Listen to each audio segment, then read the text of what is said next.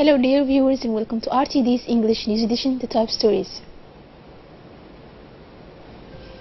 The Minister of Health attends the International Conference on Access to Quality Medicines in Africa. In North Korea, Pyongyang dismantled its nuclear test site. Thank you for joining us in our newsroom. We're going to open our news tonight with this obituary. The talented Djibouti artist Fatima Ahmed Dimbil passed away at 3 a.m. in a hospital in the Republic of Turkey today.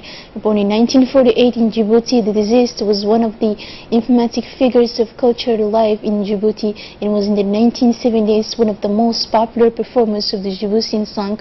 She had, to her credit, the largest albums in the country. Arrived in Djibouti in 1971 after having worked in the National Radio Artistic Troupe Mogadishu, where she was one of the best voices of the Somali nation. Fatima Ahmed Dimbil was a leading singer of her generation. She marveled during her career many music lovers through her slender voice, piercing and engaging. She had been a member of the pro-independence movement, where she was a committed artist in very sense of the word in all areas, social, cultural and political. This leaves behind many admirers and fans in the nook and cranny of Djiboutians in the artist world. The Minister of Wealth, Property and Culture, Mr. Moumin Hassan Berrey, the Director of the RTD, and all Djiboutian artists offer their deepest condolences to the family of the deceased. Under the chairmanship of the MP Abdurrahman Awali Yassin, the Foreign Affairs Committee of the National Assembly held an important meeting this morning to discuss a draft law on energy. The government was represented by the Minister of Energy and Natural Resources, Younis Ali Kedi. The agenda of this meeting was to discuss a draft law on the ratification of the Framework Convention for the establishment of the International Solar Energy Alliance. Members of the Foreign Affairs Committee of the National Assembly participated in the meeting. The Minister of Health, Dr. Jama Amrouki, participated in the International Conference on Access to Medicines and other high-quality medical products in French-speaking African countries, which was held in the framework of the 74th session of the General Assembly. These events were chaired by the Executive Director of the United Nations Programme, Mr. Michel, and in the Secretary General of the Republic of Benin, in the presence of the President of the Republic of Benin and several health ministers in French-speaking African countries. The meeting witnessed the adoption of a declaration and strict commitments for the access of all, especially the poor, to medicines and quality medical products. In his speech, the Minister of Health presented the situation in the Republic of Djibouti in addition to the various measures taken to put an end to the illegal trade of counterfeit medicines. In an interview with Executive Director Michel Sidibe, he said that the Republic of Djibouti had made significant progress in eliminating the mother-to-child transmission of HIV/SIDA, and thanks to the government headed by President and his wife, Mrs. Khadra Mohamed Haid. Mr. Sidibe also praised the positive results achieved by our country in the fight against HIV, thanks to the wise leadership of His Excellency, the President of the Republic and the First Lady of Djibouti. He called on our country to maintain the level of awareness to make Djibouti to the horizons of 22 countries free of the virus in the children, as well as progress in combating marginalization, discrimination, and the transmission of the father to child. Mr. Sidibe said that the two sides discussed the results achieved in combating the HIV virus in the Republic of Djibouti. Coming back to the national news, the government of Japan has decided to provide necessary assistance to support the efforts of the government of Djibouti to meet the essential needs of cyclone victims, and this aid consists of 300 tents, 1,200 mattresses, and 320 reservoirs for drinking water. The representative of the Japanese Agency for International Development, JICA, the Foreign Minister and the Director of the National Office for the Relief of Refugees and Victims, the Japanese Ambassador, and the Commander of Japanese Self-Defense Forces participated in this event.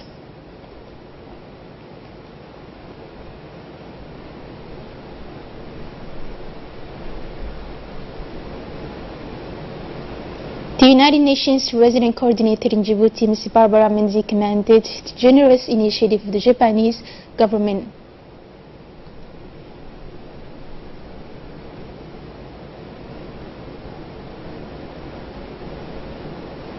Secretary of State for Social Affairs Muna Osman Adam made a speech at the ceremony in which he praised Japan's support for the government's efforts against the backdrop of the heavy rains that hit the country last weekend. The Secretary of State for Social Affairs Muna Osman on Thursday has hosted the ceremony of launching the 4th edition of King Salman bin Abdulaziz Mosque for the fasting in Djibouti for the year 2018. The ceremony was held by the religious attaché of the Saudi Embassy in Djibouti, Hassan bin Mohammed al-Ahmari, the religious attaché in the Kingdom's Embassy, Sheikh Abdul Rabbu Ahmed Hakimi, and the advisor of the Chief of General Staff, Tahir Adam Brar, directors of the Arab institutions, and representative of local international organizations. The families benefiting from the project are about 300 families affected by the heavy rain that hit Djibouti. The step comes within the framework of the efforts of the King Salman bin Abdulaziz to keep pace with the efforts of the government led by the President of the Republic, His Excellency Ismail Margeli, to meet the needs of the population and to draw joy in their faces, especially in this blessed month of Ramadan. The religious attaché of the Embassy of Saudi Arabia in Djibouti and the charge d'affaires of the Embassy delivered speeches on the occasion, stressing the concrete importance of this project to meet the needs of simple families during the holy month. Sheikh Abdul Rabbu Ahmed and Mr. Hassan bin Muhammad took this opportunity to extend their thanks and gratitude to the custodian of the two holy mosques, King Salman bin Abdulaziz Saud, and the President of the Republic, Ismail Margeli, for their tireless efforts to consolidate fraternal relations and ties between the two brotherly people. In her speech, the Secretary of State for Social Affairs expressed her great pleasure in attending the launching ceremony of the King Salman bin Abdulaziz Mosque project, stressing that this project undoubtedly contributes to alleviate the suffering of the poor and low-income people in the Republic of Djibouti. Mrs. Muna Osman Adam noted that this annual project reflects the deep brotherly relations between Djibouti and Riyadh, while at the same time supporting its ministerial department for programs and initiatives aimed at providing assistance to the most vulnerable in Djibouti. The State Secretary urged the rest of Djibouti's charitable organizations to redouble their efforts to help vulnerable groups in Djibouti. And after the visit of the Djiboutian delegation led by the commander of the Republican Guard, Colonel Mohammed Jama, to the north of Somaliland to inspect the conditions of the affected areas caused by the heavy rains, the Djiboutian delegation distributed emergency humanitarian aid consisting of food supplies, blankets and clothing for the affected people in Somalia. The delegation led by Colonel Mohammed Jama, commander of the Republican Guard, visited all parts of the region during a recent inspection visit to the victims of the natural disaster caused by Cyclone Zakar and met with those affected to hear their complaints. This humanitarian assistance consisting of food supplies is provided by the President of the Republic, Ismail Margeli, to the victims of districts of Adita, Abdikati, El Gal, Samunak and Boaz. Heavy rains have caused damages to property and the destruction of many major streets and communications.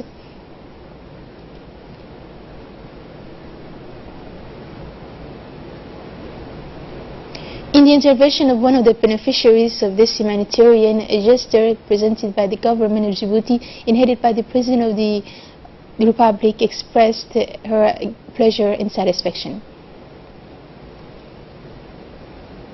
The Secretary of State for Youth and Sports, Mr. Hassan Mohammed Kamil, accompanied by the Inspector General and the Director of the National Institute for the Promotion of Sport, visited the Olympic swimming pool in order to determine the proper functioning of the construction of the pool and the progress made in this project. The Secretary of State for Youth and Sports received on arrival at the Olympic swimming pool by the representative of the company in charge of building this important sports pool, Mr. Hassan Mohammed Kamil, toured the facilities of this swimming pool, and the Secretary of State for Youth and Sports and his delegation received detailed explanations on the work of the sections that make up this swimming pool, such as special facilities for people with special needs as well. The Secretary of State for Youth and Sports praised the efforts exerted by this company to complete this project. The written examinations of the Arab year 2018 examinations of the final year exam have started today in all the schools of the country and should continue until Friday, 25 May. This year, some 480 candidates are writing the written exams of the PF Arabic in the College of Bul'as. It should be noted that this examination penalized studies in the cycle of basic education. To this end, the MENFAP has taken all necessary measures to ensure the smooth running of the events. The Secretary Director General of the Education, Mr. Abdi Girre, oversaw the rigor and smooth running of the tests in the exam centers of Bul'as Middle School. Within the framework of the directors of the Ministry of Commerce, Mr. Hassan Ahmed Ibrahim, a team in charge of assessing the trade in the capital markets paid an inspection visit to the Riyadh market in order to control the prices of food sold in the market. The visit aims to verify the application of food prices such as fruits, vegetables, meat and fish according to the regulations issued by the Ministry of Commerce. It is noteworthy that on the eve of the holy month of Ramadan, the Ministry has concluded a joint agreement with trade unions of fruits and vegetables aimed at not raising prices during the month of Ramadan. The Ministry inspectors said the majority of sellers respect the prices set by the Ministry. Advisor to the Minister of State in charge of trade in small and medium-sized companies and tourism made a statement to the national television in which he talked about the objectives of the ministerial delegation's visit to the market center Riyadh. Obituary, we received the news of the death of Haj Hassan Sheikh Fort, who passed away at the age of 69 at the military hospital. The late was a well-known figure in the community of Al Sabih, one of the largest traders in the region. And on the international news now, UN calls for calm and restraints in Central Africa. The Security Council is concerned about growing community tensions in the Central African Republic. Let's listen to Mohammed Adan for more details. The multi-dimensional integrated stabilization mission in the car condemns attacks against civilians and places of worship and emphasizes that such as attacks are contrary to national and international laws, the UN mission says in a statement. It affirmed that only mandated state authorities have the right to enforce justice and that any act by non-state actors, such as the attacks Tuesday morning, are illegal. The sponsors and the perpetrators of such as act will be held responsible, added the mission. The clashes were sparked off by the arrest of members of criminal group by the country's security forces. Macron in Russia to find points of agreement with Putin. Hindi Ibrahim has more to tell us. Between the two came at a crucial time for the relationship, which has been marked by sometimes harsh exchanges, but also an awareness that they needed to work together on crises spanning Syria, Iran to Ukraine. Having beat on turning U.S. President Donald Trump into a party with a charm and flattery for a year old, Macron has taken a different approach, with Putin since emerging as the surprise winner of France's elections last May. North Korea has dismantled its nuclear test site, a destruction presented by the reclusive regime as a gesture of goodwill before a potential summit with the United States.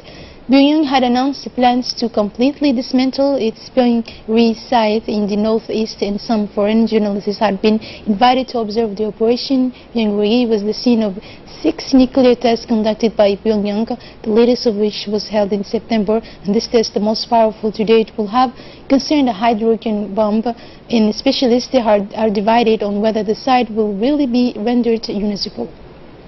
That's all for this news. Thank you for joining us on RTD and have a good night.